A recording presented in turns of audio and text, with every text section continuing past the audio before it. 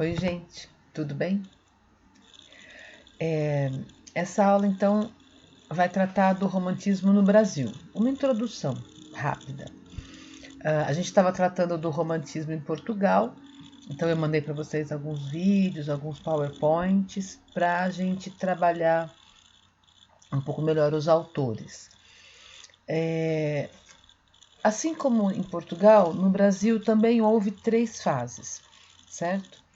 Lembrando que o romantismo ele é bastante extenso e a gente tem muitos autores, muitas produções, né, muita arte aí.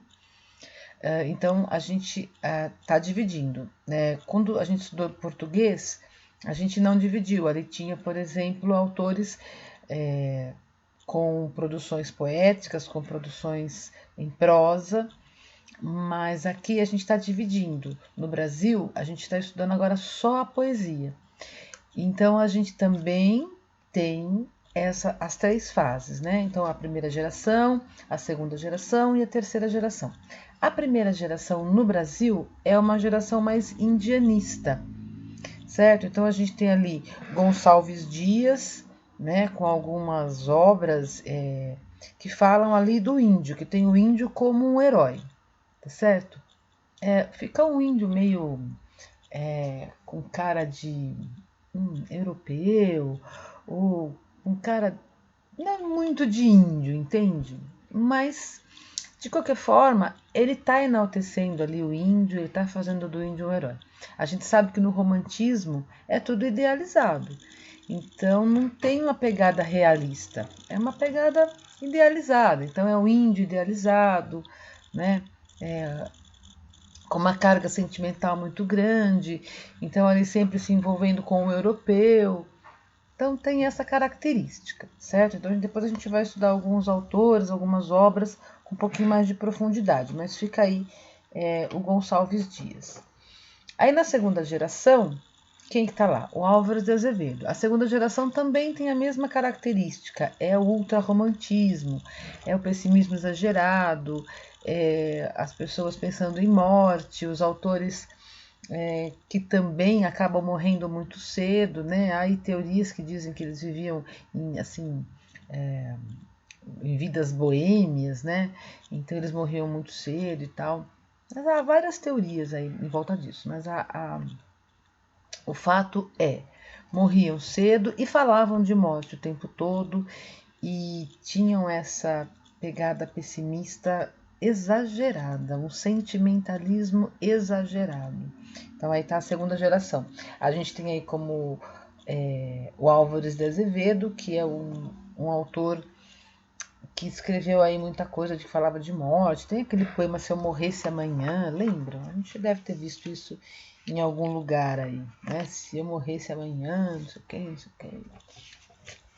Muita morte. E a terceira geração já está com uma pegada um pouco mais social, né? Porque já está ali com um pezinho no realismo, né? Já tem ali os ventos do realismo soprando ali. Então o Castro Alves vai falar então dos escravos. Então ele tem como obra principal ali o Navio Negreiro, que vai falar sobre a angústia dos escravos, né? Na ideia de que eles vinham para cá em condições sem palavras, né? Absolutamente sem nenhuma condição. Falar que era que nem animal não era também. Então a gente tem essa ideia e o Castro Alves, um cara bastante que via isso com uma diferença, né? As pessoas às vezes encaixavam que isso é natural, né? Escravizar o outro. Ele não via assim. Então ele escreveu muito sobre isso. E com uma propriedade absurda, né? Então a gente tem aí o poema Navio Negreiro, que também tem aqui, vocês vão fazer algum exercício a respeito disso. Então eu já coloquei lá nas instruções para que vocês façam os exercícios deste capítulo que fala do romantismo no Brasil, poesia. Tá certo? Então, é importante ler, né? Ler os poemas, buscar as características de cada período. Como a gente está aqui falando de poucos autores, por enquanto, então é mais tranquilo, né? E esses autores, tanto Gonçalves Dias, como Álvares de Azevedo, como Castro Alves, são autores que estão bem dentro dos seus períodos, das suas fases, né? E caracterizam bem essas fases.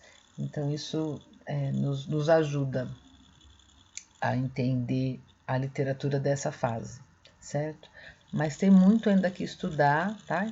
Então, é só mesmo para a gente ter esse primeiro panorama, tá? Então, 3 fases, né? 3 gerações: indianista, ultrarromantismo e social, tá certo? Então a gente fica por aqui, um beijão e a gente vai se falando. Eu vou fazendo outros PowerPoints para a gente ter um panorama bastante intenso, vou chamar assim, dos autores, tá? Porque eles são muito intensos nessa fase, então a gente precisa falar bastante deles também, certo? Leiam o que vocês puderem, quanto mais, melhor, tá bom? Beijo, gente. Até mais.